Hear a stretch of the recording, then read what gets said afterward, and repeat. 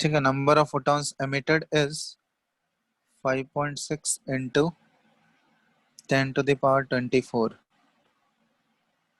Calculate the power of this laser. चलो बनाओ तो इसको। एक क्वेश्चन है, क्वेश्चन नंबर 1, और एक और क्वेश्चन दे रहे हैं, question number 2।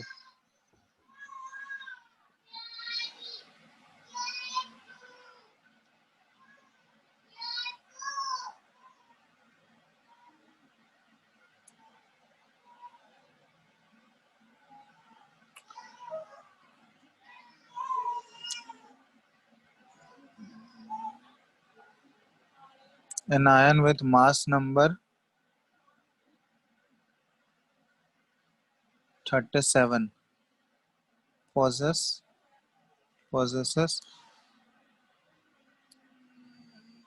1 unit of negative charge.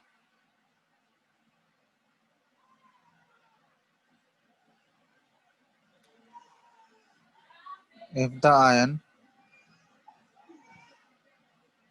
contains 11.1% more neutrons than electrons, find the symbol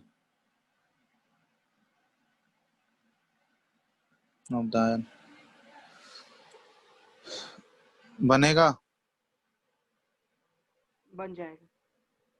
ठीक है, फर्स्ट बनाओ वाला जल्दी, बन जाएगा, सेकंड वाला बनेगा। बनाओ बनाओ जल्दी बनाओ, 5 मिनट का टाइम है।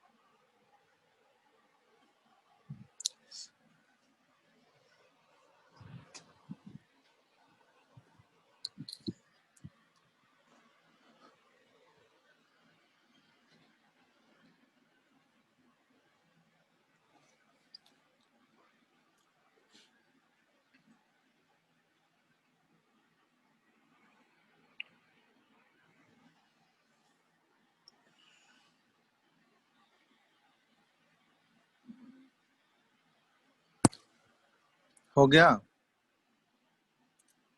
पहला हुआ है। पहला वाला देखो आंसर, चलो आंसर चेक कर लेना तुम लोग, हम प्रोसेस बता 3.3 into 10 to the power 6। Process बताओ तो कैसे किए हो? Sir energy is equal to NhC by lambda.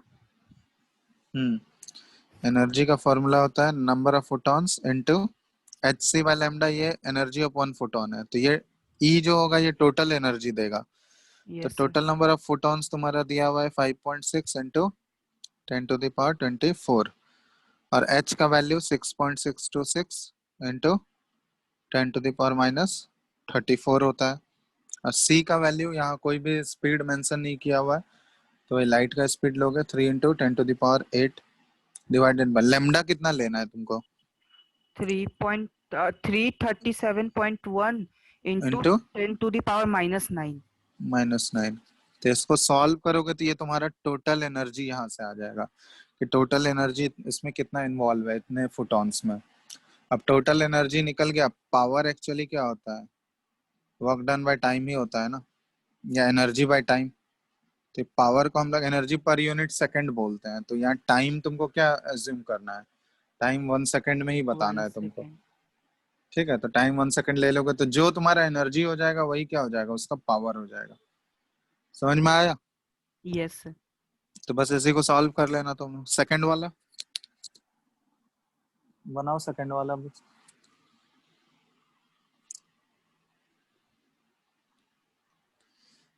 तो टाइम का वैल्यू यहाँ पे 1 सेकंड ले लेना है तुमको।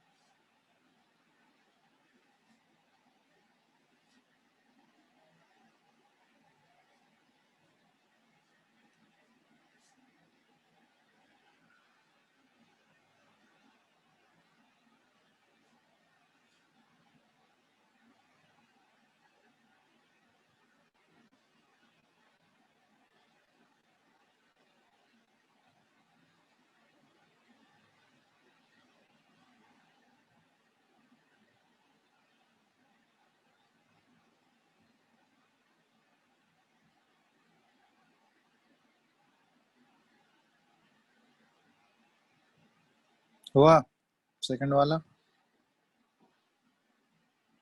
नहीं हो रहा है सर। क्यों नहीं हो रहा, ये तो आसान है।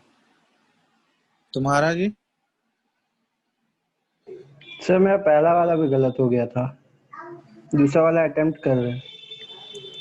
करो जल्दी बताओ कितना है, ज्यादा टाइम नहीं रहेगा।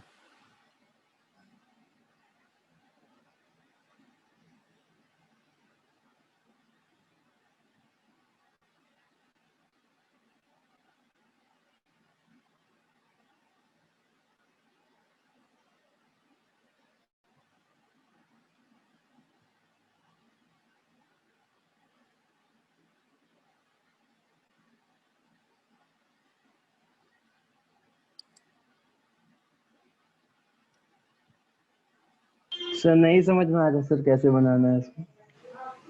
कौन सा? तो सेकंड वाला सर, फर्स्ट वाला तो आप बता ही दिए। सेकंड वाला तो आसान है पूरा, क्यों नहीं समझ में आ रहा है तुम लोगों को।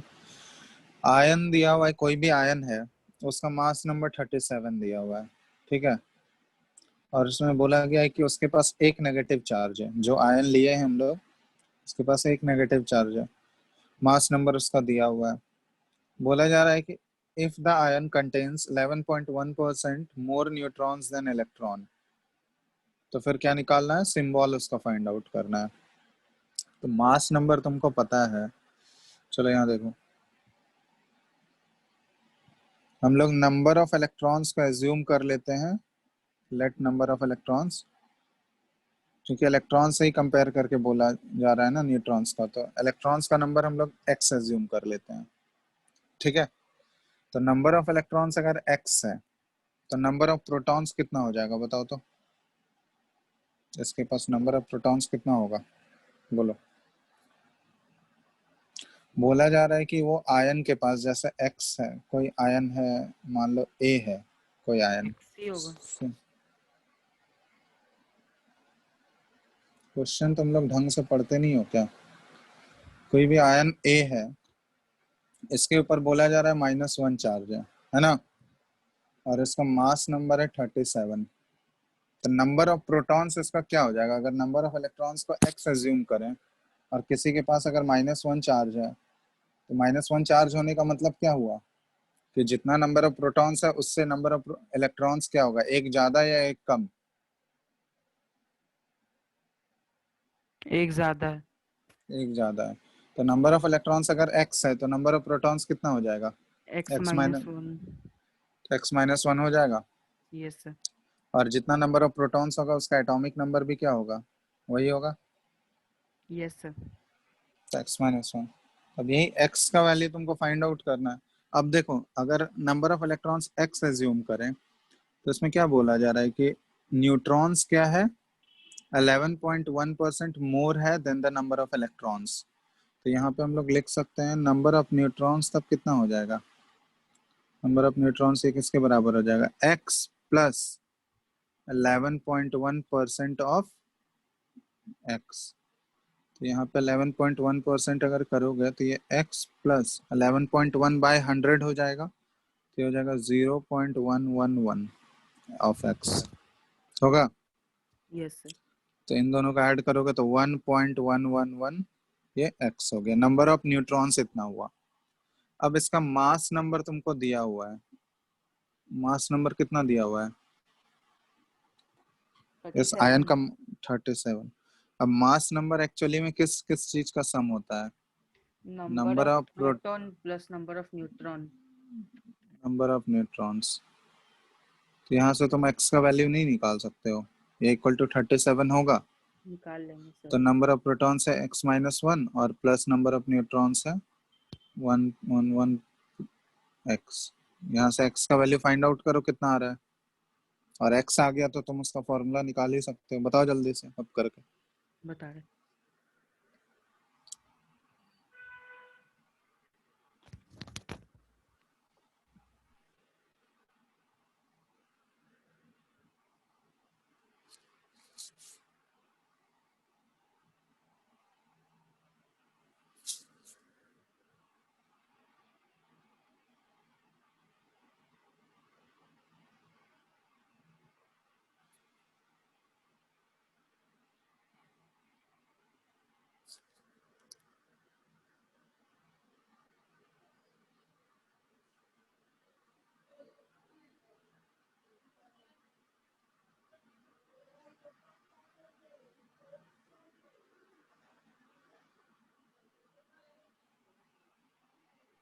Thirteen point three. क्या कर रहे हो, 13.3 आया x का वैल्यू, अच्छे से कैलकुलेशन करो।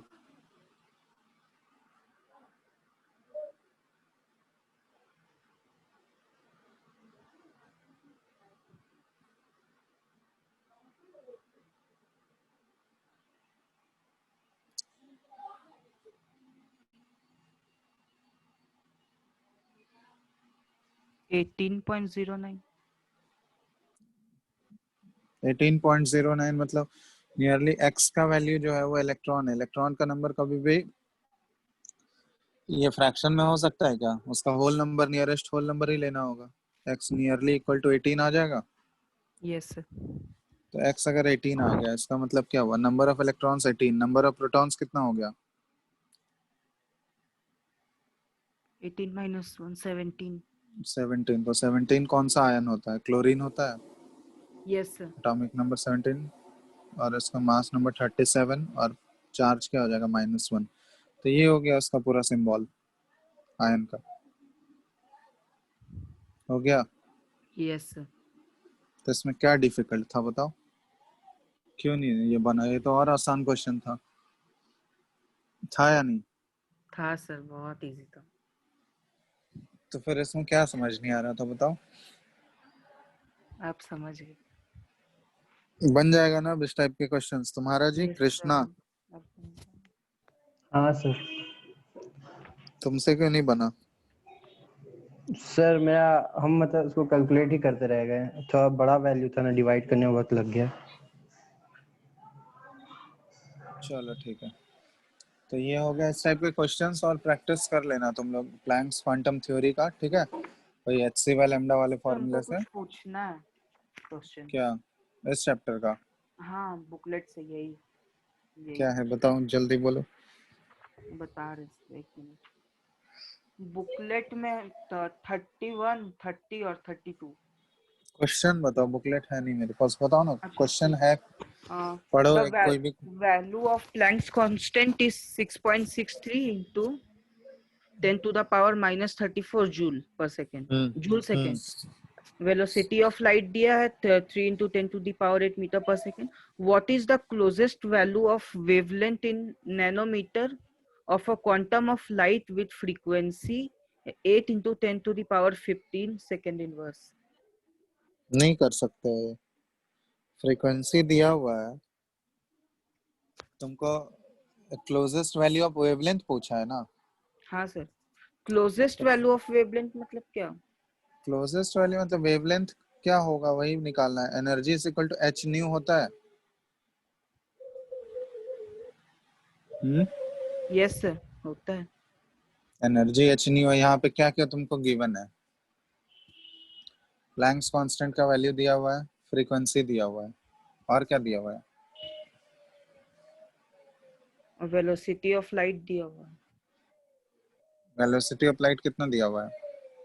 3 into 10 to the power 8 meter पर सेकेंड। तो nu is equal to C by lambda है ना, है ना?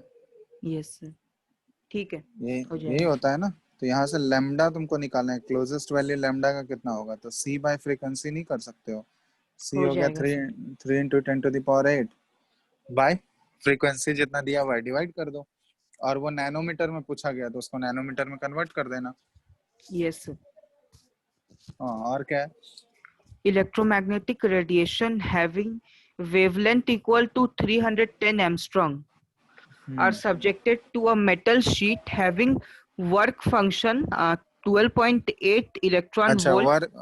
वर्क फंक्शन अभी हम लोग पढ़ेंगे, वो फोटो इलेक्ट्रिक इफेक्ट का है, ठीक है, वो अभी पढ़ेंगे। ठीक है, और एक है और। द और क्या है? kinetic energy of the electron emitted when a light of frequency। हाँ हाँ, वो भी है फोटो इलेक्ट्रिक इफेक्ट का, वो अभी पढ़ेंगे, ठीक है। वही टॉपिक अभी स्टार्ट ही होने वाला है तुम लोगों का। सर 2 क्वेश्चन बस और। और क्या है बताओ? Let the mass of electron is half, mass of proton is 2 times, mass of neutron is 3/4 of original. Find the new atomic weight of O16 atom. फिर इसमें अब ये भी बताना होगा इस टाइप की क्वेश्चन। O16 है सर और इसका ऑप्शंस दिया हुआ है, परसेंटेज में ऑप्शंस दिया हुआ है। इंक्रीजेस बाय 37.5%, फिर दिया है remain constant, increases by 12.5%, decreases by 25%। हाँ, तो तुमको क्या बोला जा रहा है कि मा 8, ऑक्सीजन 8 और 16 यही होता है ना ओरिजिनल। जो यस सर। नया ऑक्सीजन उसका क्या बोला जा रहा है कि मास ऑफ न्यू क्या है, ऑक्सीजन, बोलो फिर से। Electron, mass of electron half हो जाएगा, mass of proton. Electron half होगा। चलो, मास ऑफ इलेक्ट्रॉन हाफ होगा तो उससे मास मास ऑफ एटम पे कोई फर्क पड़ेगा क्या? इलेक्ट्रॉन का मास तो कंट्रीब्यूट ही नहीं करता है, यस सर। तो उससे तो कोई फर्क नहीं पड़ेगा। मास ऑफ प्रोटॉन क्या हुआ? 2 टाइम्स। तो मास ऑफ प्रोटॉन 2 टाइम हो गया। फिर mass of neutron 3/4 of original. 3/4 of original हो गया। फिर बस। बस इतना है। तो तुमको मास ऑफ प्रोटॉन पता होता है, मास ऑफ प्रोटॉन कितना है? 1 AMU होता है, ठीक है। Yes sir. और मास ऑफ न्यूट्रॉन भी 1 AMU है, प्रोटॉन का मास ऑफ प्रोटॉन भी 1 mu लेते हैं हम लोग, और मास ऑफ न्यूट्रॉन भी 1 mu ही लेते हैं, ठीक है। यस तो यहाँ पे पहले निकाल लो कि कितने नंबर ऑफ प्रोटॉन्स और नंबर ऑफ न्यूट्रॉन्स हैं। तो नंबर ऑफ प्रोटॉन्स भी 8 है इसके पास, नंबर ऑफ न्यूट्रॉन्स भी 8 है, यही है ना? यस तो टोटल जो प्रोटॉन का मास होगा, एक प्रोटॉन का मास कितना हो गया, हाफ किया गया है ना। तो प्रोटॉन का मास हाफ हो गया, तो जो पहले 8 mu नहीं हो नहीं, रहा था, प्रोटॉन का मास डबल किया गया है। अच्छा प्रोटॉन का मास डबल हो गया। तो जो प्रोटॉन का मास पहले 8 mu हो रहा था, अब डबल होके क्या हो गया, एक प्रोटॉन का मास अब 2 mu हो गया। 1 mu था तो उससे डबल हो गया, कितना हो गया, 2 mu। यस एक प्रोटॉन का 2 mu, तो टोटल नंबर ऑफ प्रोटॉन्स हैं यहाँ पे कितने, 8 प्रोटॉन्स है।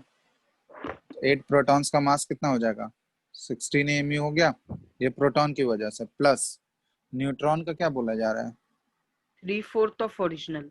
3/4 ऑफ ओरिजिनल, मतलब इसका 3/4 टाइम्स हो गया।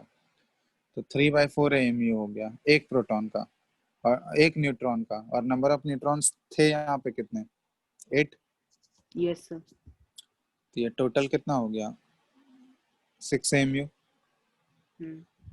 तो दोनों मिला के मास कितना हो गया, 22 mu हो गया। तो ओरिजिनल का मास था 16 mu, ठीक है, और जो नया मास बना वो 22 mu। तो कितने से इंक्रीज हुआ, परसेंटेज इंक्रीज तुमको बताना है। तो परसेंटेज इंक्रीज कितना हो जाएगा, तो इंक्रीज कितना हुआ, 6 mu से इंक्रीज हुआ बाय ओरिजिनल कितना है 16 mu, और इनटू क्या कर दोगे 100, यही तो होता है परसेंट। ठीक है, हो जाएगा। और क्या है, सर theoretical question है, if the table of atomic masses were established with the oxygen atom and assigned value of 200, then the mass of carbon atom would be approximately equal to। तो वो भी कर लोगे, वो ऑक्सीजन से compare करके एक बार देखना, जैसे इस टाइप के क्वेश्चंस कर रहे हैं ना। हाँ वहां पे हम लोग जो भी अभी डेफिनेशन है वो कार्बन का C12 आइसोटोप के अकॉर्डिंग है ना।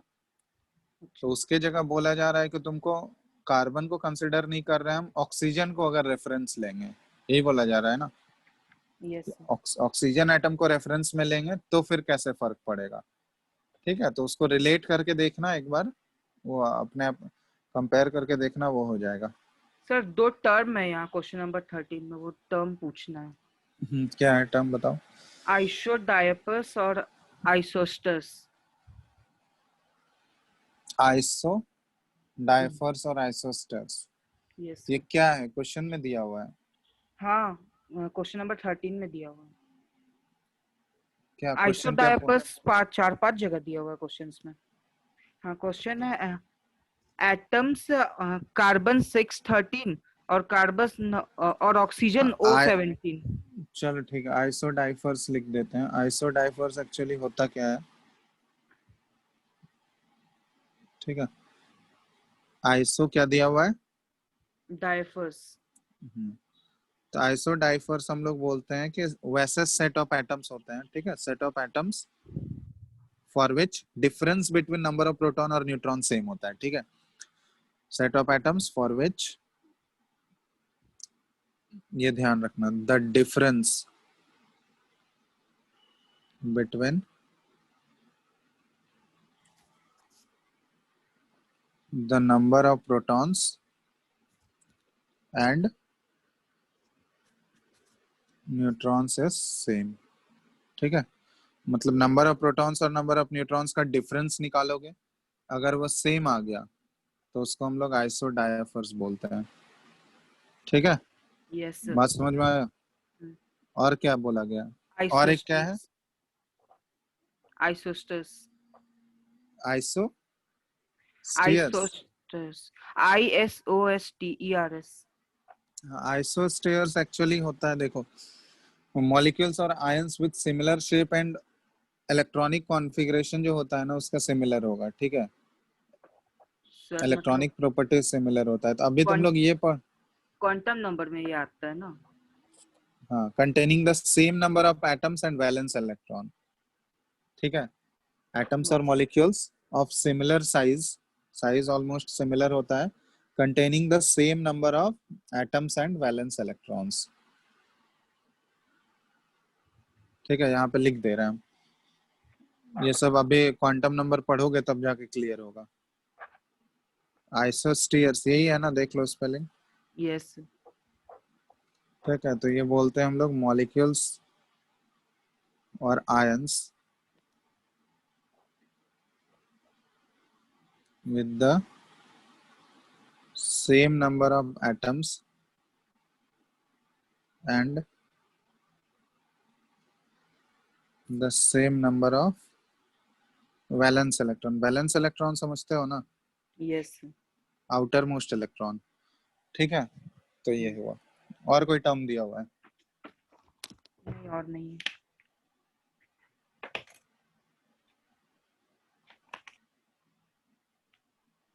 आइसोस्टेयर्स का एग्जांपल बता सकते हो? आइसोस्फीयर्स का एग्जांपल, जैसे एग्जांपल हो गया नंबर ऑफ इलेक्ट्रॉन्स, देखो वैलेंस इलेक्ट्रॉन वो सेम होने चाहिए, ठीक है, तो जैसे हो गया सर नोबल गैसेस, हाइड्रोजन -1, हाँ नोबल गैसेस आ जाएंगे, या आयंस के बारे में बात कर रहे हैं हम लोग, मॉलिक्यूल से आयंस के बारे में, तो H पे पावर -1 हो गया, या फिर हीलियम हो गया, ये अगर हम लोग सेट की बात करें, या लिथियम Li+ हो गया, ठीक है, ये सारे हो गए आइसोस्टेयर्स के एग्जांपल, दिख रहा है ना? Yes sir. इसके पास भी 2 वैलेंस इलेक्ट्रॉन है, हीलियम में भी 2 वैलेंस इलेक्ट्रॉन आ जाएगा, और Li+ जब बन जाएगा इसके पास भी 2 वैलेंस इलेक्ट्रॉन हो जाएगा,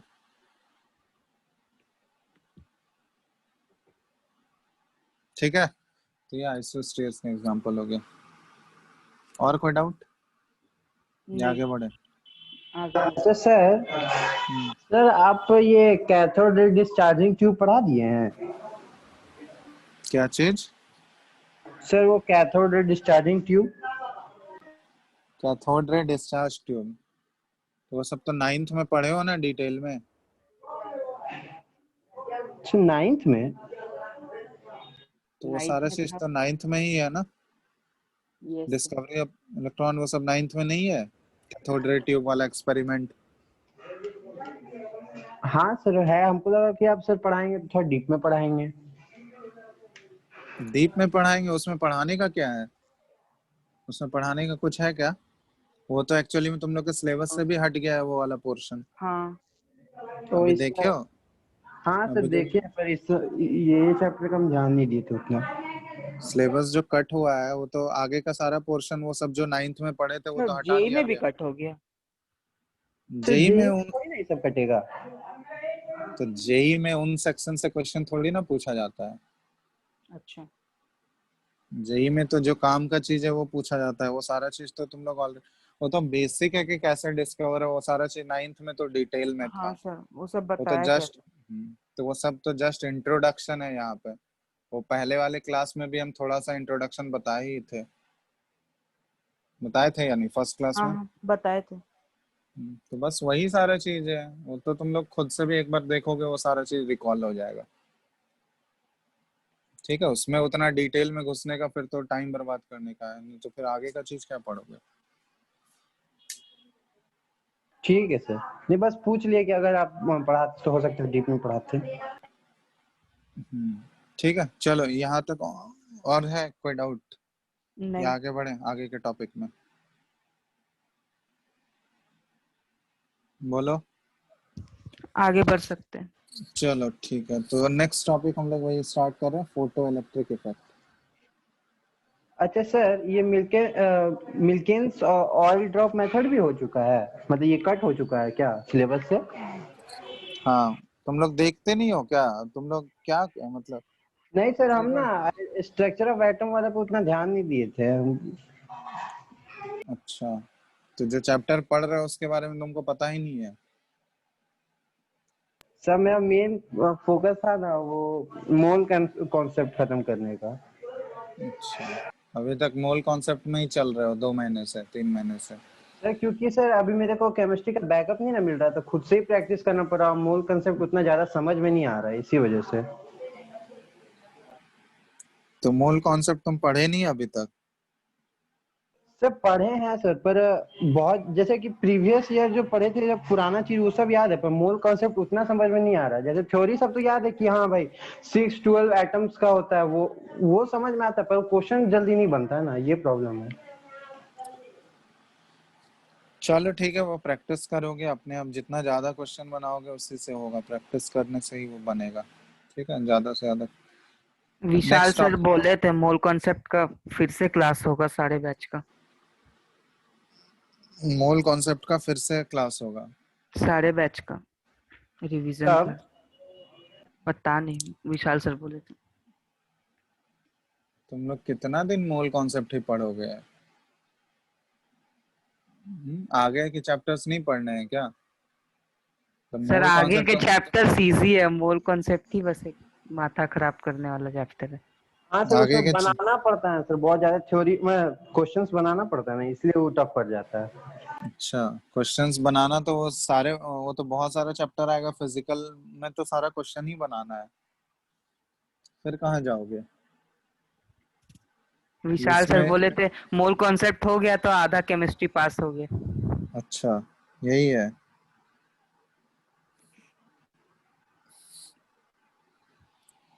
मोल कॉन्सेप्ट होने से आधा केमिस्ट्री खत्म हो गया? विशाल सर बोल रहे थे एक दिन। तुम लोग मतलब एनसीईआरटी बुक भी खोल के नहीं देखे हो लगता है फिर तो। नहीं सर देखे हैं। नहीं सर देखें। तो उसमें सिर्फ मोल कॉन्सेप्ट ही नजर आता है क्या? नहीं सर, लेकिन ज्यादातर टीचर बोलता है कि मूल कॉन्सेप्ट इम्पोर्टेंट है, ये है वो है, तो एक तरह से मन में बन जाता है ना। इम्पोर्टेंट कुछ नहीं है, वो बस बेसिक है, यूनिटरी मेथड जो मैथ्स में पढ़ते हो ना, वही चीज अप्लाई करना है। अब वो चीज अप्लाई करने अगर सीख गए तो फिर मूल कॉन्सेप्ट बहुत ही आसान है, बहुत बहुत स्टूडेंट को बहुत आसान लगता है मूल कॉन्सेप्ट।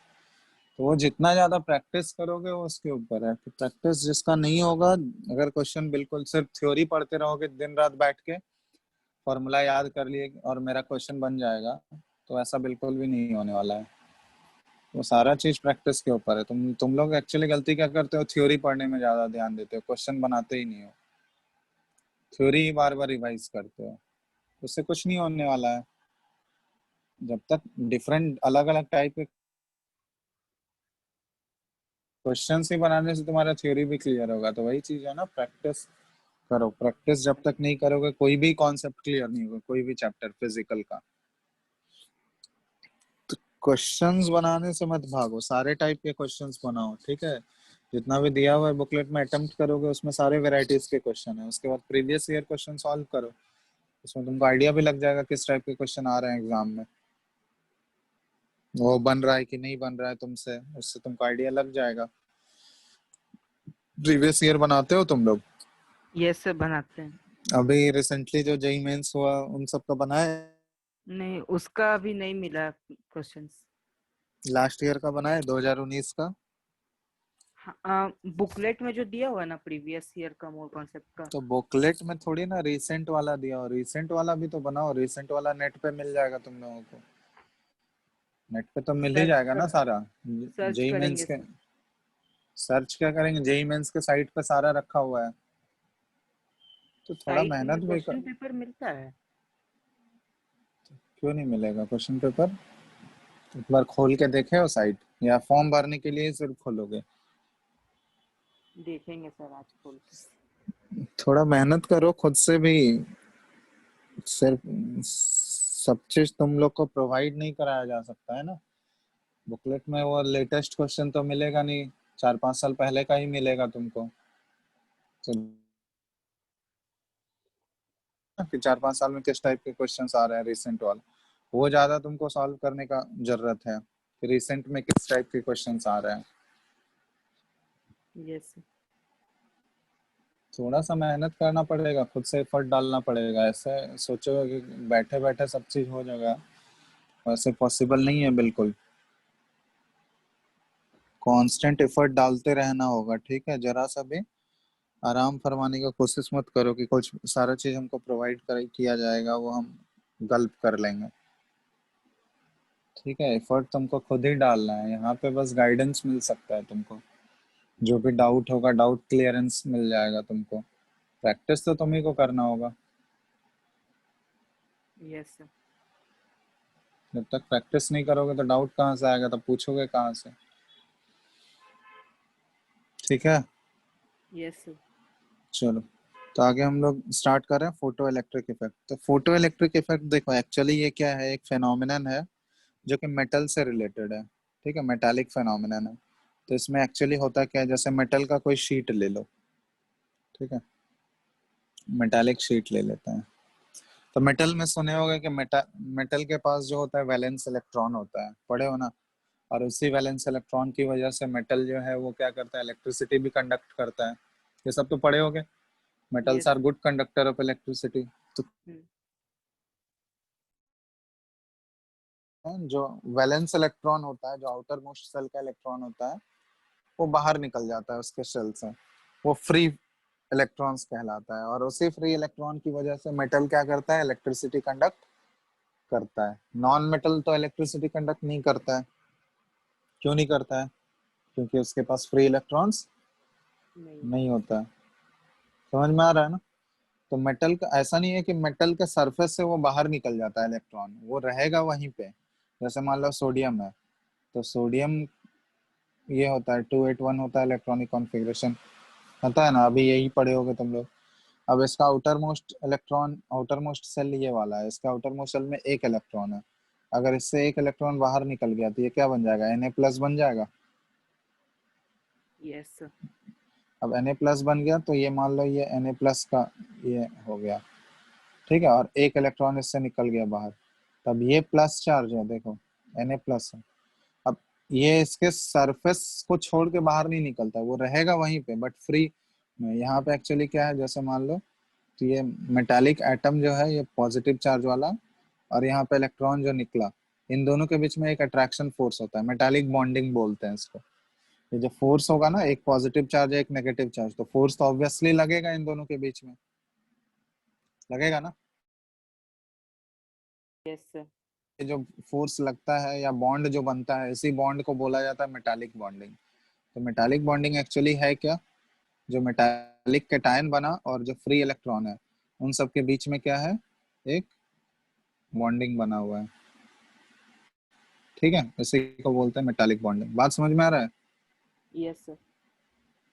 ठीक है, तो ये इस तरह का बहुत सारा मेटालिक एटम्स होगा, मेटालिक कैटायंस होंगे और वहाँ इलेक्ट्रॉन होगा।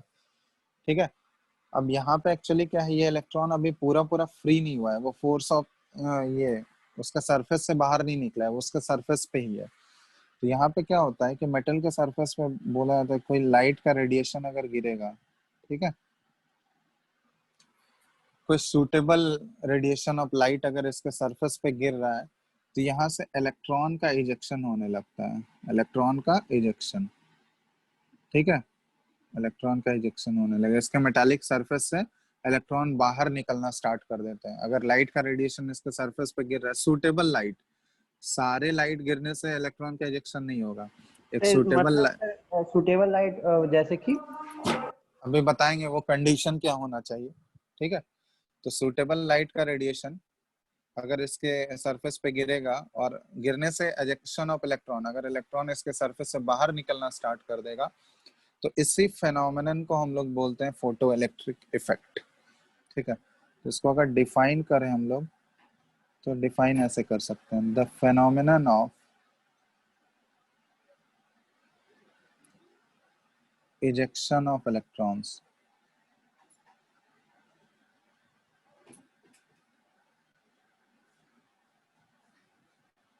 from a metallic surface when a when is suitable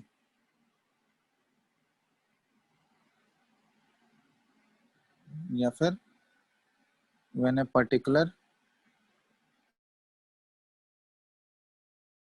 ठीक है, वो ज्यादा अप्रोप्रिएट टर्म है, when a suitable radiation या suitable electromagnetic radiation falls on its surface। ठीक है, और जैसे ही इजेक्शन ऑफ इलेक्ट्रॉन होना स्टार्ट होगा उसी फेनोमेनन को हम लोग बोलते हैं इज नोन एज, क्या बोलते हैं बताओ? Photo electric effect. और जो इलेक्ट्रॉन्स बाहर निकल रहे हैं ना, जो इलेक्ट्रॉन्स इजेक्ट होके बाहर निकलेंगे, इन सभी इलेक्ट्रॉन्स को बोला जाता है फोटो इलेक्ट्रॉन्स। इन सभी इलेक्ट्रॉन्स को क्या बोला जाता है? Photo electrons. तो एक्चुअली देखो ये सूटेबल क्यों टर्म यूज कर रहे हैं, क्योंकि सारे रेडिएशन जो है उनमें पावर नहीं होता है कि वो इलेक्ट्रॉन को इजेक्ट कर देगा। देखो एक्चुअली इलेक्ट्रॉन को बाहर निकालने के लिए, फ्री करने के लिए क्या होना चाहिए? उस रेडिएशन के पास उतना सफिशिएंट एनर्जी होना चाहिए जितना एनर्जी इसके बॉन्ड को ब्रेक करने में लगता है। अगर इसका बॉन्ड ब्रेक ही नहीं होगा तो ये इलेक्ट्रॉन फ्री होकर बाहर निकलेगा क्या? बताओ। सर सिंपल वर्ड में यही कह रहे हैं कि इलेक्ट्रिक, वो जो लाइट होगा वो इलेक्ट्रॉन्स को केवल एनर्जी देगा, बाकी पॉपअप तो अपने आप करेगा, है ना? हाँ, वो एनर्जी वो उसी से लेगा एक्स्ट्रा। देखो एक्चुअली जो रेडिएशन होगा, रेडिएशन के पास उतना सफिशिएंट एनर्जी होना चाहिए जितना एनर्जी इसके बॉन्ड को तोड़ने में लगता है, ठीक है? तो उसके पास अगर सफिशिएंट उतना एनर्जी है जितना एनर्जी इसके बॉन्ड को तोड़ने में लग रहा है, तो वो एनर्जी बॉन्ड तोड़ दिया, अब इलेक्ट्रॉन फ्री हो गया। उसके बाद अगर उसका एक्स्ट्रा एनर्जी जो बचा हुआ रहेगा, अगर मान लो उससे ज्यादा एनर्जी है इसके बॉन्ड को तोड़ने में, जितना रिक्वायर्ड है उससे ज्यादा एनर्जी उस रेडिएशन के पास है, तो जो एक्स्ट्रा एनर्जी खर्च होगा ना, वो एक्स्ट्रा एनर्जी को ये इलेक्ट्रॉन एब्जॉर्ब करके उससे वो बाहर निकलना स्टार्ट कर देगा। वो कुछ वेलोसिटी से निकलेगा ना, काइनेटिक एनर्जी होगा ना कुछ। अगर ये इसके सरफेस से बाहर निकल रहा है तो कुछ ना कुछ तो स्पीड से निकलेगा वो। समझ में आ रहा है? तो वो स्पीड कहाँ से मिल रहा है उसको? स्पीड अगर होगा उसके पास तो काइनेटिक एनर्जी ऑब्वियसली होगा। तो काइनेटिक एनर्जी कहाँ से मिल रहा है? तो काइनेटिक एनर्जी उस रेडिएशन से ही मिल रहा है। उस रेडिएशन के पास अगर एक्स्ट्रा एनर्जी अवेलेबल होगा, अगर उसके बॉन्ड को तोड़ने के बाद जितना एक्स्ट्रा एनर्जी बच जाएगा, वो सारा एक्स्ट्रा एनर्जी किस में कन्वर्ट हो जाएगा? वो इलेक्ट्रॉन के काइनेटिक एनर्जी में कन्वर्ट हो जाएगा। तो यहाँ पे एक्चुअली देखो, सूटेबल रेडिएशन का मतलब क्या हुआ कि उस रेडिएशन के पास उतना सफिशिएंट एनर्जी होना चाहिए जितना एनर्जी उसके बॉन्ड को तोड़ने में लगता है। तो एक्चुअली में यहाँ पे एक टर्म हम लोग यूज करते हैं, वर्क फंक्शन, ठीक है? देखो एनर्जी का फॉर्मूला क्या होता है? एच न्यू होता है। एनर्जी का फॉर्मूला क्या है? एच न्यू, यही होता है ना? Yes sir, yes sir. ठीक है। और यहाँ पे देखो एक्चुअली हर एक मेटल का क्या होता है, हर एक मेटल का, फॉर ईच मेटल के पास एक फ्रीक्वेंसी होता है, थ्रेशोल्ड फ्रीक्वेंसी, जिसको हम लोग न्यू नॉट से डिनोट करते हैं। ठीक है, हर एक मेटल का एक थ्रेशोल्ड फ्रीक्वेंसी होता है। ये न्यू नॉट क्या है? Threshold frequency, threshold frequency. ये हर एक मेटल का कैरेक्टरिस्टिक प्रॉपर्टी होता है। जैसे मान लो मैग्नीशियम का प्लेट लोगे तो उसका थ्रेशोल्ड फ्रीक्वेंसी कुछ डिफरेंट होगा। अब मेटल टू मेटल ये वैरी करता है, ठीक है? ये एक्चुअली थ्रेशोल्ड फ्रीक्वेंसी कहाँ से आता है? उसके बॉन्डिंग से ही आता है। तो जितना बॉन्डिंग जितना ज्यादा स्ट्रॉन्ग होगा, थ्रेशोल्ड फ्रीक्वेंसी का वैल्यू ज्यादा होगा। तो ये मेटल टू मेटल वैरी करेगा। तो मैग्नीशियम का जैसे लेंगे तो उसका कुछ अलग थ्रेशोल्ड फ्रीक्वेंसी होगा। फिर अगर मान लो हम लोग कॉपर ले लिए तो उसका थ्रेशोल्ड फ्रीक्वेंसी डिफरेंट होगा। फिर अगर सिल्वर ले लिए तो उसका डिफरेंट होगा। ठीक है, तो हर एक मेटल का थ्रेशोल्ड फ्रीक्वेंसी डिफरेंट होता है। सर तो थ्रेशोल्ड इस फ्रीक्वेंसी हो डिफाइन कैसे करते हैं? थ्रेशोल्ड फ्रीक्वेंसी एक्चुअली ये क्या है? कैरेक्टरिस्टिक प्रॉपर्टी है, किसी भी मेटल का कैरेक्टरिस्टिक प्रॉपर्टी है। ठीक है, कि इतना मिनिमम फ्रीक्वेंसी होना चाहिए उस लाइट के पास, इतना मिनिमम फ्रीक्वेंसी होना चाहिए, तभी वो फोटो इलेक्ट्रिक इफेक्ट कॉज कर पाएगा। अब देखो इसी थ्रेशोल्ड फ्रीक्वेंसी को अगर हम लोग एच से मल्टीप्लाई कर दें, थ्रेशोल्ड फ्रीक्वेंसी को अगर एच से मल्टीप्लाई कर दोगे प्लैंक्स कांस्टेंट से, तो ये हमको एनर्जी मिलेगा। अगर एच इंटू न्यू नॉट कर दिए तो ये एनर्जी हो जाएगा ना। Yes sir. अगर थ्रेशोल्ड फ्रीक्वेंसी को एच से मल्टीप्लाई करोगे तो एनर्जी मिलेगा या नहीं मिलेगा? मिलेगा। एनर्जी क्या होता है? एच न्यू ही होता है ना। तो फ्रीक्वेंसी को अगर प्लैंक्स कांस्टेंट से मल्टीप्लाई कर दिए तो एच न्यू नॉट हो गया। तो ये एच न्यू नॉट जो हो गया, ये एनर्जी वाला जो टर्म है, ई से डिनोट कर रहा है इसको, ये होता है थ्रेशोल्ड एनर्जी, थ्रेशोल्ड एनर्जी। ठीक है, और इसी E थ्रेशोल्ड नॉट एनर्जी नहीं को, पढ़ेंगे। हाँ चलो ई नॉट ही लिख लो। तो इसी थ्रेशोल्ड एनर्जी को फाई से रिप्रेजेंट किया जाता है, ये रिप्रेजेंटेशन अलग होता है, ठीक है, इसलिए ई नॉट नहीं लिख रहे थे। इसी थ्रेशोल्ड एनर्जी को फाई से रिप्रेजेंट किया जाता है, एच न्यू नॉट। ये थ्रेशोल्ड एनर्जी को फाई से रिप्रेजेंट करते हैं हम लोग, ठीक है। इसी को थ्रेशोल्ड एनर्जी भी बोला जाता है, या फिर इसी का नाम है वर्क फंक्शन। ये थ्रेशोल्ड एनर्जी जो आता है ना, एच न्यू नॉट या फाई, इसी को बोला जाता है work function, work function of the metal. बात समझ में आया? Yes sir. तो ये वर्क फंक्शन है। वर्क फंक्शन को एक्चुअली डिफाइन कैसे करते हैं, तो work function is defined as, ठीक है, ये चीज ध्यान देना, is defined as the minimum energy,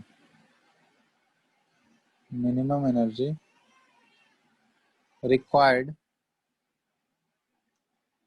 to cause photoelectric effect। तो उस रेडिएशन के पास उतना minimum energy, H nu not के बराबर उतना मिनिमम तो होना ही चाहिए। अगर वो फोटो कोई भी लाइट या रेडिएशन उस मेटालिक सरफेस पे गिर रहा है, तो उस मेटालिक सरफेस पे जो रेडिएशन गिर रहा है, उस रेडिएशन के पास इतना सफिशिएंट एनर्जी या इतना मिनिमम एनर्जी होना चाहिए, तभी वो फोटो इलेक्ट्रिक इफेक्ट कॉज कर पाएगा। अगर इससे कम एनर्जी है, तो उस केस में वो इलेक्ट्रॉन को इजेक्ट नहीं कर पाएगा वहां से। बात समझ में आ रहा है? तो मिनिमम जितना एनर्जी रिक्वायर्ड होगा फोटो इलेक्ट्रिक इफेक्ट कॉज करने के लिए, उसी मिनिमम एनर्जी को हम लोग क्या बोलते हैं, क्या बोलते हैं उस मिनिमम एनर्जी को, क्या टर्म बोला जाता है? कौन सा टर्म यूज किए? Work function. ठीक है, तो यहाँ पे देखो कंडीशन क्या होना चाहिए फोटो इलेक्ट्रिक इफेक्ट के लिए, बताओ तो। Conditions for photo electric effect, क्या कंडीशन होना चाहिए बताओ। वो जो लाइट का रेडिएशन है, मान लो लाइट का रेडिएशन जो है वो उस लाइट का रेडिएशन जो है उसका फ्रीक्वेंसी न्यू है, तो उसका एनर्जी क्या हो जाएगा? एच न्यू हो जाएगा। अगर एच से मल्टीप्लाई कर दोगे तो उसका एनर्जी आ जाएगा। यस। ये किसका एनर्जी आ रहा है? एनर्जी ऑफ रेडिएशन जो उसके सरफेस पे गिर रहा है। अब ये एनर्जी ऑफ रेडिएशन ये ग्रेटर देन किससे होना चाहिए? एच न्यू नॉट से ज्यादा होना चाहिए। एच न्यू सर नॉट से ऐसा, ज्यादा होगा तभी तो फोटो इलेक्ट्रिक, अच्छा ठीक। एच न्यू नॉट से ज्यादा होगा इसका वैल्यू, तभी तो ये फोटो इलेक्ट्रिक इफेक्ट कॉज कर पाएगा। बात समझ में आ रहा है? हेलो। Yes sir. तो अब यहाँ पे H और H कैंसिल आउट हो गया, इसका मतलब हम लोग क्या बोल सकते हैं कि new is greater than new not, ये कंडीशन होना चाहिए। मतलब जो लाइट है, जो लाइट उस पे इंसिडेंट हो रहा है, इंसिडेंट लाइट का या इंसिडेंट रेडिएशन का फ्रीक्वेंसी क्या होना चाहिए? इंसिडेंट रेडिएशंस फ्रीक्वेंसी, जो इंसिडेंट रेडिएशन है उसका फ्रीक्वेंसी क्या होना चाहिए? मस्ट बी, किससे बड़ा होना चाहिए? मस्ट बी ग्रेटर देन, बताओ। न्यू नॉट, न्यू नॉट को क्या बोलते हैं हम लोग? Work function, new not threshold work frequency. Function तो तब बोलेंगे। हाँ हाँ, थ्रेशोल्ड। तो इंसिडेंट रेडिएशन जो है, इंसिडेंट रेडिएशन का फ्रीक्वेंसी जो होना चाहिए वो थ्रेशोल्ड फ्रीक्वेंसी ऑफ मेटल से क्या होना चाहिए? बड़ा होना चाहिए, तभी तो वो क्या कर पाएगा? फोटो इलेक्ट्रिक इफेक्ट कॉज कर पाएगा। बात समझ में आ रहा है? अगर न्यू का value less than new not है, अगर फ्रीक्वेंसी जो रेडिएशन का है वो मेटल के थ्रेशोल्ड फ्रीक्वेंसी से अगर कम हो गया, तो इस केस में फोटो इलेक्ट्रिक इफेक्ट होगा क्या? नहीं। तो इस केस में कोई भी फोटो इलेक्ट्रिक इफेक्ट ऑब्जर्व नहीं होगा। तो कंडीशन क्या होना चाहिए फोटो इलेक्ट्रिक इफेक्ट होने के लिए? उस रेडिएशन का फ्रीक्वेंसी जो होना चाहिए वो ग्रेटर देन क्या होना चाहिए? Greater than threshold frequency of metal. या फिर उस एनर्जी के टर्म में बात करें तो उस रेडिएशन का एनर्जी जो होना चाहिए मेटल के थ्रेशोल्ड एनर्जी से ज्यादा होना चाहिए, या मेटल के वर्क फंक्शन से। उसी थ्रेशोल्ड एनर्जी को ही वर्क फंक्शन हम लोग बोलते हैं। तो मेटल उस रेडिएशन का एनर्जी जो होना चाहिए मेटल के वर्क फंक्शन से ज्यादा होना चाहिए, तभी वो फोटो इलेक्ट्रिक इफेक्ट कॉज कर पाएगा। बात समझ में आया? Yes, sir.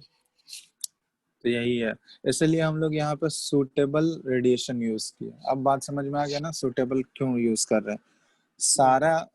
सारा radiation photo electric effect cause कर पाएगा क्या? नहीं। नहीं कर पाएगा। ठीक है, चलो अब इसका हम लोग एक रिलेशन लिखते हैं। तो मान लो फोटो इलेक्ट्रिक इफेक्ट, ये जो रेडिएशन एच न्यू है, इसका एनर्जी जो आया, इसके पास सफिशिएंट एनर्जी है कि वो उसके वर्क फंक्शन को क्रॉस कर पा रहा है। तो पहले तो ये क्या करेगा, उसके वर्क फंक्शन वाले बैरियर को क्रॉस करेगा, एच न्यू नॉट को क्रॉस करेगा। उसके बाद एक्स्ट्रा जो एनर्जी बच गया, वो एक्स्ट्रा एनर्जी किस फॉर्म में कन्वर्ट होगा बताओ? अगर ये तो पहले इसके बैरियर को क्रॉस किया, इसके थ्रेशोल्ड एनर्जी को क्रॉस किया। अब ये थ्रेशोल्ड एनर्जी को क्रॉस करने के बाद मान लो अगर उसके पास एक्स्ट्रा एनर्जी बच गया, तो वो एक्स्ट्रा एनर्जी किस फॉर्म में खर्च होगा या किस फॉर्म में कन्वर्ट हो जाएगा? वो इलेक्ट्रॉन के काइनेटिक एनर्जी में वो कन्वर्ट हो जाता है। काइनेटिक एनर्जी, क्योंकि इलेक्ट्रॉन अगर उसके सरफेस से बाहर निकल रहा है तो कुछ ना कुछ वेलोसिटी से तो निकलेगा ना। Yes, sir.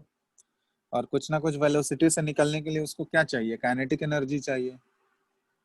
काइनेटिक एनर्जी का फॉर्मूला पढ़े हो ना, half mv square. Yes, sir. तो वेलोसिटी, काइनेटिक एनर्जी के लिए उसको क्या चाहिए? वेलोसिटी, कुछ वेलोसिटी से उसको निकलने के लिए काइनेटिक एनर्जी तो उसके पास चाहिए ही चाहिए। और वो काइनेटिक एनर्जी कहाँ से मिलेगा उसको? वही जो एक्स्ट्रा एनर्जी किसके पास बचा हुआ है, वो जो रेडिएशन है, उसके पास जो एक्स्ट्रा एनर्जी होगा वो किस फॉर्म में कन्वर्ट हो जाएगा? काइनेटिक एनर्जी ऑफ इलेक्ट्रॉन्स के फॉर्म में कन्वर्ट हो जाएगा। तो यही वाला इक्वेशन होता है फोटो इलेक्ट्रिक इफेक्ट का। ठीक है, तो इसको ऐसे भी रिप्रेजेंट करते हैं, H nu is equal to, H nu not को फाई भी लिखा जाता है बहुत जगह देखोगे, क्योंकि एच न्यू नॉट फाई ही है ना, वर्क फंक्शन ही है। ठीक है, और plus kinetic energy of electrons. तो काइनेटिक एनर्जी को किससे डिनोट करते हैं? हाफ एम वी स्क्वायर से। यही फॉर्मूला होता है काइनेटिक एनर्जी का, होता है या नहीं? पता है। चलो, तो ये हो गया, फाई क्या हो गया? वर्क फंक्शन हो गया, और हाफ एम वी स्क्वायर। यहाँ पे मास किसका लेना है? Mass of electron. और वी किसका लेना है? Velocity of electron. बात समझ में आ रहा है कृष्णा? Yes, sir. हाँ सर। चलो, तो ये एक फॉर्मूला है। अब इसी फॉर्मूले से अगर तुमको वर्क फंक्शन पूछा जाए, तो वर्क फंक्शन फाई कैसे निकालोगे? H new minus kinetic energy of electrons. कोई भी दो चीज दिया हुआ है तुमको, तो वहां से तुम तीसरा चीज निकाल सकते हो, फाइंड आउट कर अच्छा सकते हो ना। Sir, threshold frequency of metal का कोई डेफिनेशन नहीं है? क्या बोल रहे हो? Sir, threshold frequency of metal का कोई डेफिनेशन नहीं है? डेफिनेशन क्या हुआ? थ्रेशोल्ड फ्रीक्वेंसी हम लोग बोलेंगे कि वो मिनिमम फ्रीक्वेंसी होना चाहिए लाइट रेडिएशन के पास, ताकि वो फोटो इलेक्ट्रिक इफेक्ट कॉज कर पाए। जैसे हम लोग थ्रेशोल्ड एनर्जी को डिफाइन किए ना, वर्क फंक्शन को डिफाइन किए या नहीं? वर्क फंक्शन ही थ्रेशोल्ड एनर्जी है। तो हाँ। थ्रेशोल्ड एनर्जी को कैसे डिफाइन किया? Threshold energy is the minimum energy required to cause photo electric effect. उसी तरह थ्रेशोल्ड फ्रीक्वेंसी को हम लोग डिफाइन कर सकते हैं कि threshold frequency is the minimum frequency which is required to cause photoelectric effect। मतलब अगर उस रेडिएशन के पास इतना मिनिमम फ्रीक्वेंसी तो होना ही चाहिए, तभी तो वो फोटो इलेक्ट्रिक इफेक्ट कॉज कर पाएगा। इससे अगर कम रहेगा तो फोटो इलेक्ट्रिक इफेक्ट कॉज कर पाएगा क्या? नहीं सर, कहाँ कर पाएगा। हाँ, तो वही चीज है, उसको भी हम लोग जैसे एनर्जी को डिफाइन किया उसी तरह फ्रीक्वेंसी को भी कर सकते हैं। ठीक है, हाँ सर। चलो, तो अब यहाँ पे देखो, इसमें ये अगर हो गया तुम लोगों का, ये समझ में आ गया ये फॉर्मूला? Yes, sir. हाँ सर। ठीक है, अब इस फॉर्मूले से रिलेटेड देखो क्वेश्चंस पूछा जाता है। तो क्वेश्चन यहाँ पे तुमको वेलोसिटी ऑफ इलेक्ट्रॉन भी पूछा जा सकता है। मास ऑफ इलेक्ट्रॉन तुम लोग को पता है ना, इलेक्ट्रॉन का मास कितना लेना है? 9.1 इंटू 10⁻⁻, कितना लेते हैं? ये सब बताया गया है तुम लोगों को, जल्दी बताओ। -31 kg. -31 के।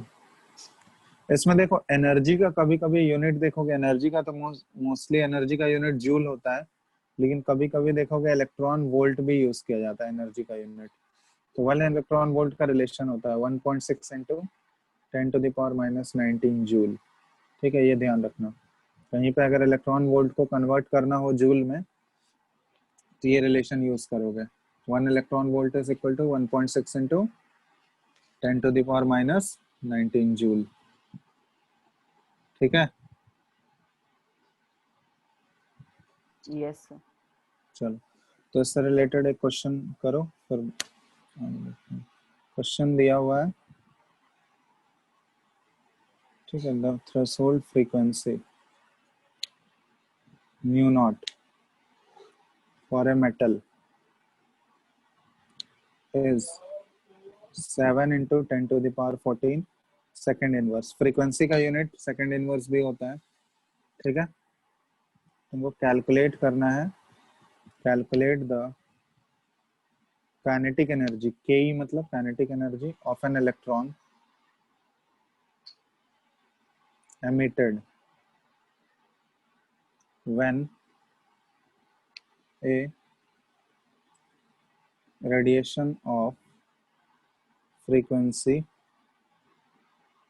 nu equal to 1 into 10⁻15 second inverse hits the metal।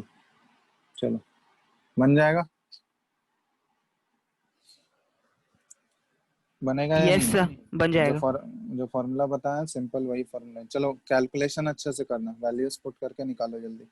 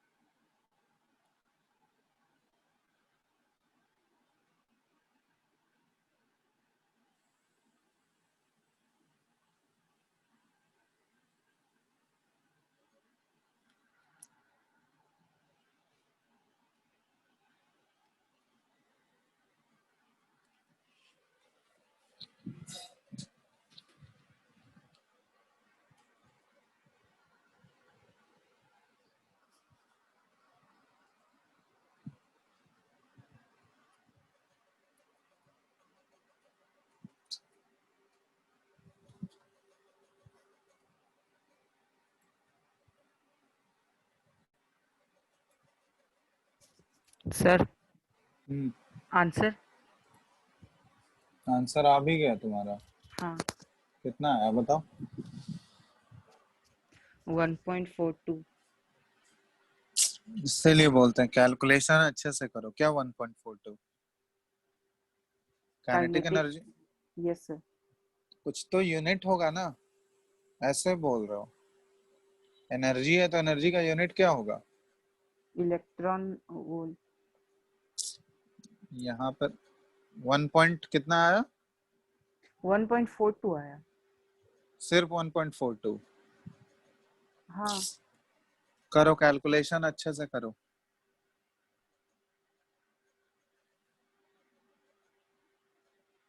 कुछ भी जो मन में आता है कर लेते हो। बार बार समझाएं, टाइम लो, तुम एक बार में करेक्ट आंसर देने की कोशिश करो। बार बार गलती करोगे तो फिर दिक्कत है, क्योंकि जो गलत ऑप्शन तुम दोगे वो दिया रहेगा वहां क्वेश्चन में, तो तुरंत मार दोगे गलत वाला।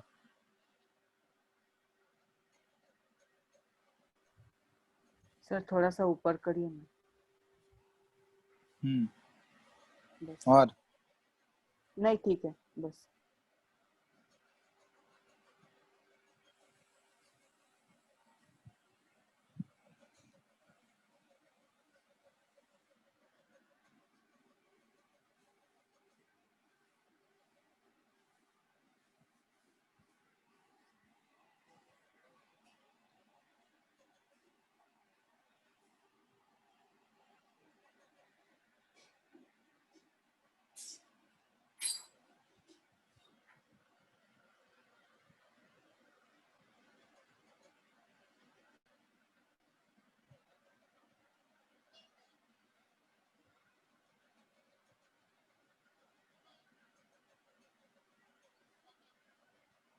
क्या है तुम्हारा आया कृष्णा? सर एक मिनट सर, कैलकुलेशन थोड़ा लंबा पड़ रहा है। क्या लंबा पड़ रहा है कैलकुलेशन? ये तो बहुत ही आसान क्वेश्चन है।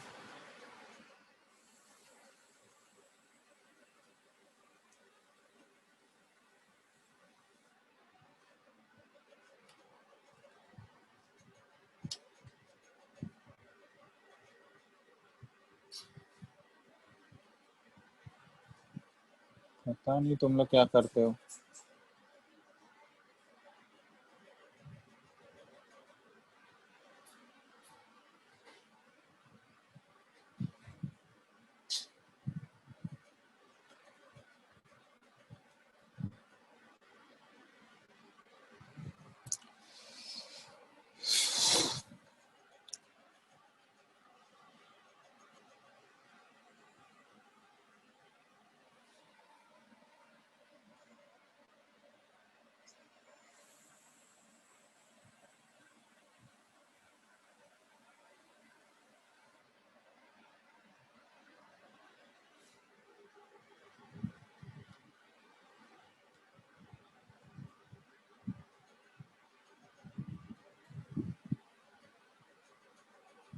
हो गया? यस सर, देखो आ क्या गया है मेरे। Relation, H nu is equal to H nu not plus kinetic energy, यही तो रिलेशन है। यस सर, तो यहाँ से हमको काइनेटिक एनर्जी चाहिए, तो क्या हो जाएगा kinetic energy? H new minus H nu not हो जाएगा। यस सर, दोनों में एच कॉमन आएगा, new minus new not. H का वैल्यू कितना है? 6.66 into 10 to the power minus 30। 6.34 joule second होता है। और into new minus new not करो, न्यू का वैल्यू कितना दिया हुआ है? 1 × 10⁻15। यहाँ पे हम कर रहे हैं 1 × 10⁻15। और न्यू नॉट कितना दिया हुआ है? 7 7 into into 10 to the power 14। 10⁻14। इसमें क्या कॉमन आएगा? 10 to the power 14। 10⁻14 कॉमन आ जाएगा। Yes sir. और यहाँ पे क्या बच जाएगा? 10⁻14 कॉमन ले लोगे तो इधर 10 बचा, 10। यस और सर। इधर क्या बचेगा? 10 - 7, ये बचेगा। हम्म। तो इसी को सॉल्व करना है। 6.626 ten sir to the power 9 minus 34, और ये 10⁻14 और इंटू 3। बताओ कितना आएगा इसको मल्टीप्लाई करके? 19.878 into 10 to the power minus 20 joule. हाँ, तो यहाँ पे हम फाइनल लिख रहे हैं 1.988 इंटू 10⁻−19 जूल। इस यस फॉर्म में अगर कन्वर्ट करें हम लोग तो ठीक है। Yes sir. बस यही करना था इसमें, और क्या है।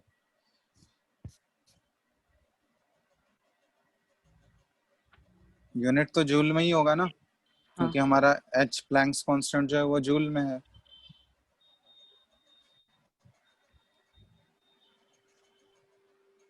ठीक है। Yes sir. तो अब तुम लोग वर्क सर फंक्शन, अब जितना क्वेश्चन, हाँ बोलो। सर मेरा 1.9878 आया है, सही है ना? ठीक है, वो कैलकुलेशन कर लेना, एग्जैक्ट हाँ करोगे तो वही है उतना। 1.987। एग्जैक्ट करोगे तो ठीक है, देख लेना एक बार। तो अब जितने भी वर्क फंक्शन वाला और वो सब काइनेटिक एनर्जी वाला क्वेश्चन सब पूछ रहे थे ना, अब वो सब ट्राई कर सकते हो। Yes sir. ठीक है, अब वो सब ट्राई करना एक बार। ठीक है, फिर अगर उसके बाद अगर कोई डाउट होगा, और भी कुछ कुछ क्वेश्चंस करेंगे हम लोग नेक्स्ट क्लास में इससे रिलेटेड। तब तक तुम लोग बना के रखना, उसमें जो भी डाउट होगा वो नेक्स्ट क्लास में डिस्कस कर लेंगे। सर ठीक है, मोल कॉन्सेप्ट वाला जो डाउट्स है वो सब आपको भेज दे टेलीग्राम पे।